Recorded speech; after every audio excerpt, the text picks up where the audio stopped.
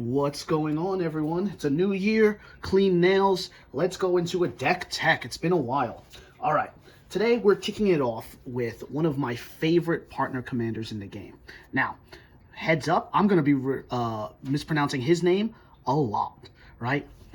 I'm calling him Rograkh, son of Rograkh, right? I'm going to keep calling him Rograkh for the most of this, but his partner is going to be Ardenn, Intrepid Archaeologist. This deck is aggro, in your face, knocking someone out in a commander game, usually turn 3, turn 4 if you're unlucky. But without further ado, let's get into it. Heads up, I'm going to be mispronouncing his name a lot, right? I am calling him Rograkh, son of Rograkh, right? I'm going to keep calling him Rograkh for the most of this, but his partner is going to be Ardenn, Intrepid Archaeologist. This deck is aggro, in your face, knocking someone out in a commander game, usually turn 3, turn 4 if you're unlucky. But without further ado, let's get into it. So, kicking it off with our commanders. Rograkh, son of Rograkh, a 0-cost red commander, 0/1. He's got all the keywords you're looking for: First Strike, Menace, Trample, but nothing else.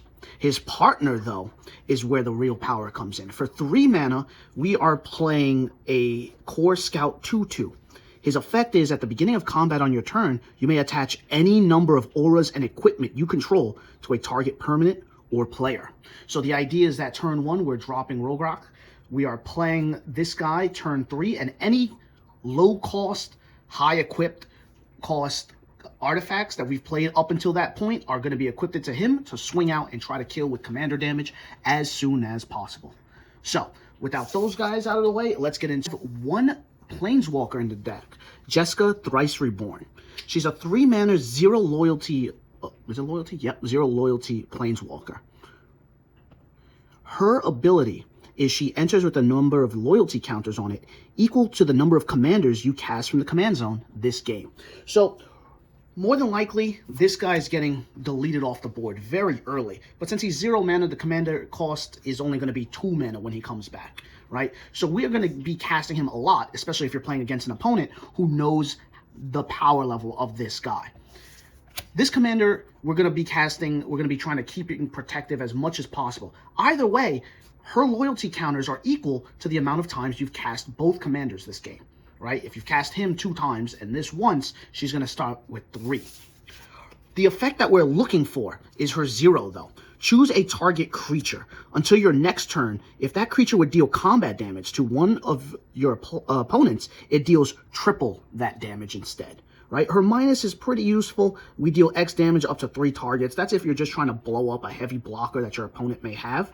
But ideally, we're trying to use her 0 to empower Rograkh to kill in 1 hit. Right? We want to deal that 21 commander damage with her effect buffing him up. Let's move on. We are not running a lot of creatures. The entire point of this game is to try to get hands on empowering Voltroning our commander to finish off. But if you're in a situation where your opponent is very heavily avoiding or making sure your commander can't actually provide heavy value, we have ways to clean it up. An Ornithopter with flying is another way to Voltron 1 creature to hit very hard. Fervent Champion pretty much does the same thing, right? Equipped abilities you activate are 3 less to activate on him, right? And when he attacks another target knight you control gets +1/+0 until the end of the turn. That's not really useful. We want the reduction on the equip, the First Strike, and the haste. Shram, the Senior Edificer, that allows you to draw cards whenever you cast a equipment. My little Emberclaw familiar here. Whenever a commander you control deals combat damage to an opponent, it deals that much damage to each other opponent. This will be an excellent tool if you're fighting in a pod of 4 players. Usually if you're in a one-on-one, this isn't much of an issue. But if you're running with a pod and they just saw you one-shot, 1 player, more than likely they're going to focus you next chance they get. So this guy ensures that by killing 1 player, you probably took everyone else at the table out too. Champion of Flame gets +2/+2 for each equipment that's on him.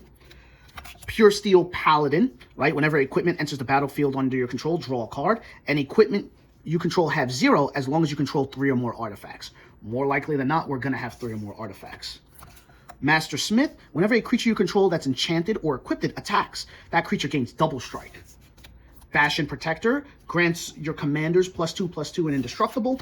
The Keeper of Flame, at the beginning of combat in your turn, for each aura and equipment attached to him, create a 3/1 elemental creature token with trample and haste. Very useful for just going big instead of making, or excuse me, going wide instead of making one big body. The Ironclad Slayer, when it enters, it allows you to recover one aura or equipment that's in your graveyard.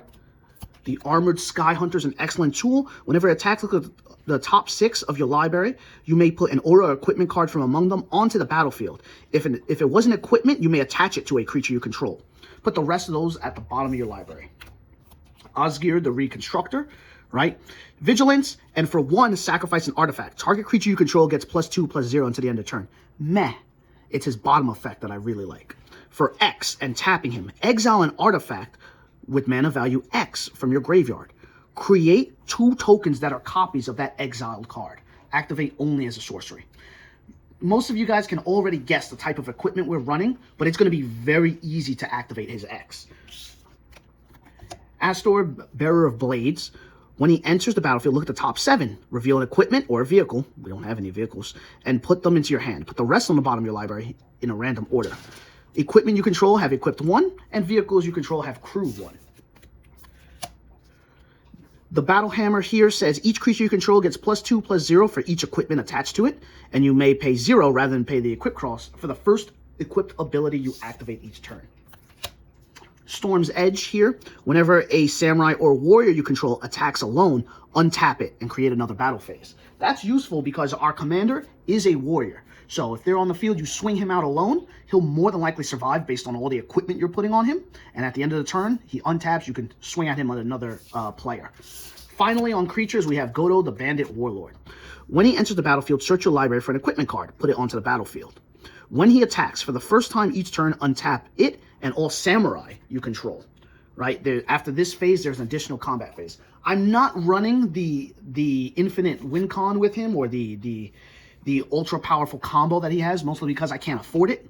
But just having him on the field is a nice way to also try to win out the game if your opponents are focusing down your commanders.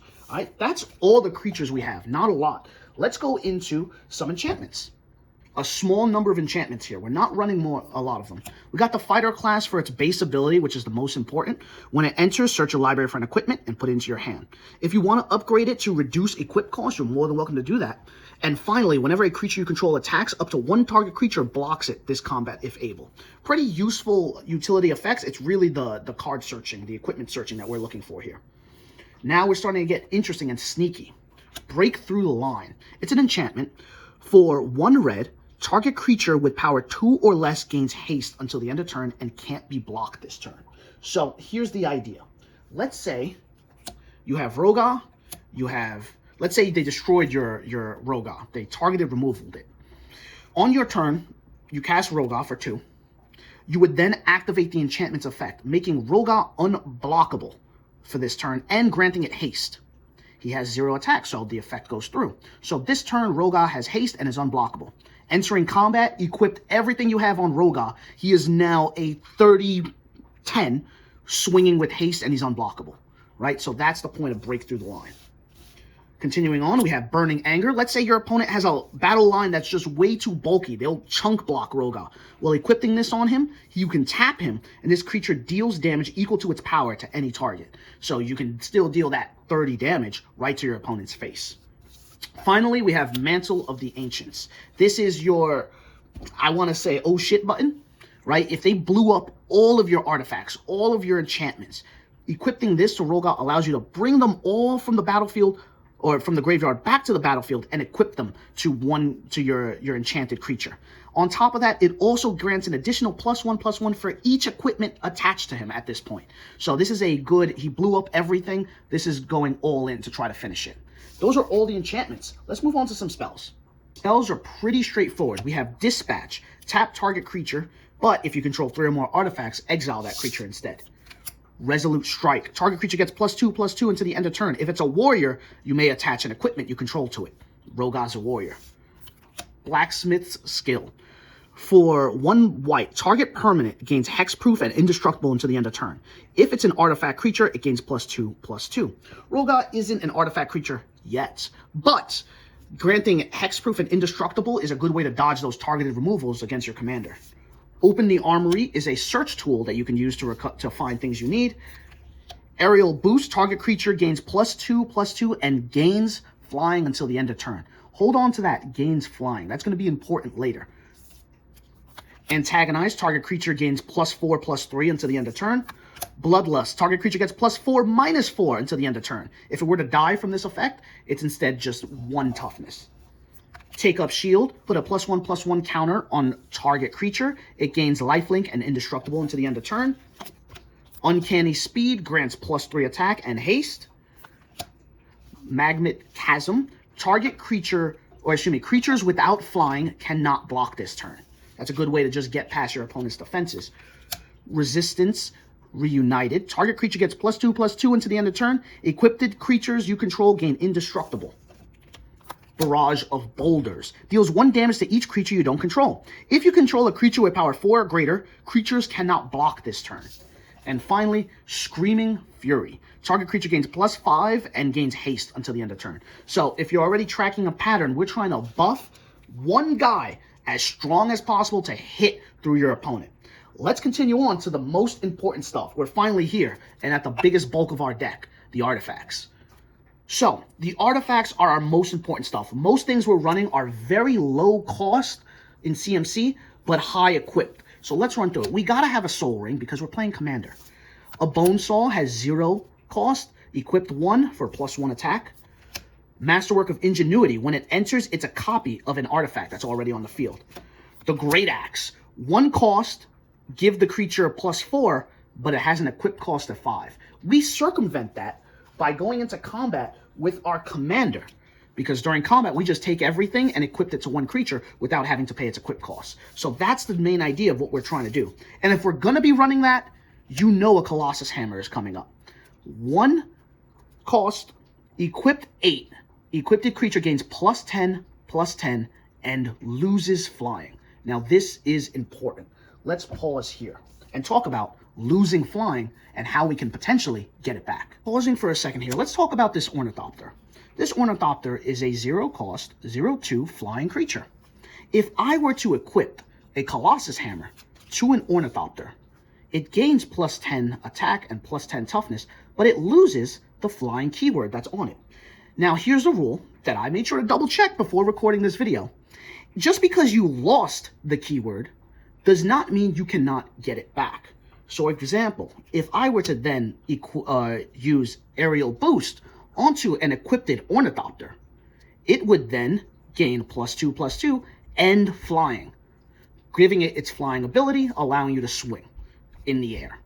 This is how it's set to work. Just because you lose flying does not mean you're unable to gain it back. And this is going to be important later when you're doing sneaky effects like trying to layer what's equipping onto a creature at what time. Make sure Colossus Hammer is usually the first thing equipped, and then do your sneaky things to grant it flying afterwards. If I equipped or grant flying to Rograkh first and then try to equip the Colossus Hammer, bad move. He loses that flying effect that he had gained. So make sure the order in which things happen are going to be important here. That's just a nice little tangent I wanted to go on, because Colossus Hammer is a really, really good card in this deck, and we want to make sure we use it to its maximum ability. Back to those artifacts, we have Mirian Bane Splitter, right? Equip 3 for 1 mana. Equip the creature gets +2/+0, and when it enters the battlefield, you can equip it to a creature for free. Bloodforged Battle Axe. Equip the creature gets +2/+0, and whenever it deals combat damage, create a copy of Bloodforged Battle Axe, also equipped to a creature. Vanquisher's Axe. Equip the creature gains +2. A 1 cost, 0 equipped. Equip the creature gains +1. Trusty Machete for 1 mana, +2/+1. Equip 2. Boots of Speed grants haste for 1 mana. Kite Sail. 2 mana, equip 2. Equip the creature gets +1 and has flying. Remember, layering those equipment effects. Make sure that the Colossus Hammer goes first, and then you equip this later, right? Don't try to do it reverse. Black Blades Reforged. Equip 7, or equip legendary creature +3. It gets +1/+1 for each land you control. Hero's Heirloom, +2/+1. As long as the equipped creature is legendary, it gains trample and haste. He already has trample, but haste is nice. Swift Boots. Hero's Blade for a +3/+2. Whenever a legendary creature enters the battlefield under your control, you may attach it for free. Amorphous Axe, +2, or excuse me, equip 3 for 2 mana. Equip the creature, gains +3/+0, and gains every creature type. This will be important for those other effects that we're looking for samurais or specific knights. Well, now if it's equipped to Rograkh, he's gaining those effects. Ogre's Cleaver, 2 mana, equipped 5 for 5 attack. Lightning Greaves grants Shroud and Haste. Inquisitor's Flail. Big risk, big reward card. 2 mana, equipped 2. If the equipped creature would deal combat damage, it deals double that damage instead. But it also takes double damage. So make sure that when you equip this and you swing out, they don't have any sort of pinging ability, or else you may die. Wings of Hubris. Equipped creature has flying. Sacrifice it to make it so that the equipped creature cannot be blocked this turn. Right? Sacrifice the equipment. Livewire Lash. Equipped creature gains +2/+0 and has, whenever this creature becomes the target of a spell, this creature deals 2 damage to any target. Sword of the Realms, we're playing it for the front side, not necessarily the god side. Equipped creature gains +2 and has Vigilance. Whenever the equipped creature dies, return it to its owner's hand instead. This is useful because if you've been playing Rograkh and they've blown it up 6 different times, that's going to start getting really expensive, even though he started at 0. So Sword of the Realms is a nice way to return it back to your hand. Great Sword of Tyr. Whenever equipped creature attacks, put a +1/+1 counter on it and tap 1 target creature defending player controls. This could make it hard for them to block effectively. Rograkh already comes in with Menace, and if they have 2 creatures on the board and you tap one of them, they're going to be unable to block him. Obsidian Battle Axe. Equipped creature gains +2/+1 and has haste. Whenever a warrior creature comes into play, you may attach the Battle Axe to it. Maul of Skyclaves, right? When it enters the battlefield, attach it to target creature you control. It gains +2/+2 and has flying and first strike. Two-Handed Axe. Now, we usually like to play it for its instant or its adventure cost. Target creature you control gains double strike until the end of turn. But we can also use its actual inherited effect, right? Whenever equipped creature attacks, double its power until the end of turn. Either or works, but I really like to surprise someone with the adventure. Plate Armor. Equipped creature has +3/+3 and has Ward 1. Really good defensive option and a nice buff to the attack. Sunforger. 3 mana, equipped creature gains +4 attack. You can also unattach Sunforger for a red or white instant card with converted mana cost 4 or less, casting it for free, right? So it allows you to search for maybe a buffing card or maybe a blocking card, right? Like Screaming Fury, right? Oh wait, does it have to be sorcery? No, it has to be instance. So I have a couple of them. So maybe if they're trying to hit you with a removal, you can take up a shield to grant indestructible to your creature. So it's a nice defensive play here. Finally, Fire Shrieker. Equipped creature has double strike. Just a nice hard-hitting ability.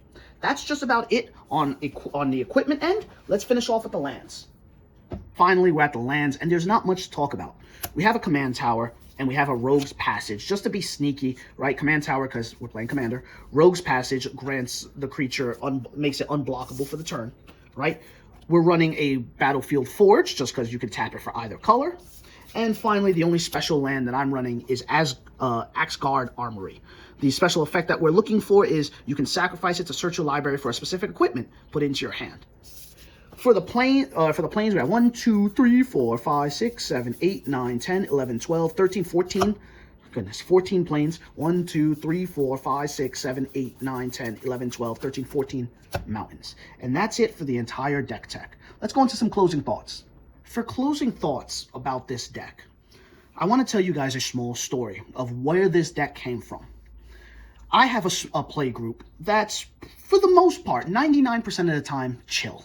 We sit down with our low power, let's say, Commander level 7 decks, you know, the typical 7 that people try to sit down at a play group with. And every once in a while, there comes a player who sits down, I won't say his name, but he usually makes a new deck. And he's like, hey guys, I have this new deck and I want to test it out. And he sits down and he plays this deck, and it is the most unfun deck to play against I've ever seen. And he always comes in with the most toxic, I'm going to take 45 minutes for my turn while you guys all sit there and watch me play solitaire. Or I'm going to play these cards that make it so that no one else can play the game except me. It's just, when I see this player in my play group pull out this deck or that deck, I then say, you know what? I pull this out. Rograkh may not always mean you win, but it ensures that that player specifically is going to lose first. And I have just this nice layout of cards to demonstrate that. Rograkh equipped it with a Colossus Hammer, right? Or even, let's say we have a destroyed Rograkh. On my turn, I'll cast Rograkh and activate Jeska's ability. Rograkh, when he deals damage, would deal triple that damage instead. I would then play a Wings of Hubris. Entering combat, I will layer these cards onto Rograkh. Rograkh is now a 10/10, right? He lost flying, but this second effect would give him flying. Now, if your play group wants to complain, even though the rules clearly state that that's how it works, fine. I'm instead just going to sacrifice my Wings of Hubris to grant him unblockable instead. Swinging at that one player I really want to make sure does not play the game today. Killing him with commander damage because I have now dealt 30 commander damage. And if I have my familiar on the field, that 30 commander damage is also dealt to every other player on the field, killing them all by commander damage. So that's how Rograkh is usually played. You play this if you really want to just make sure one guy does not play the game. And you want to make sure he knows you are unhappy with whatever you are playing against. I really don't recommend this deck for anything else. If you want friends, leave this deck in your book bag.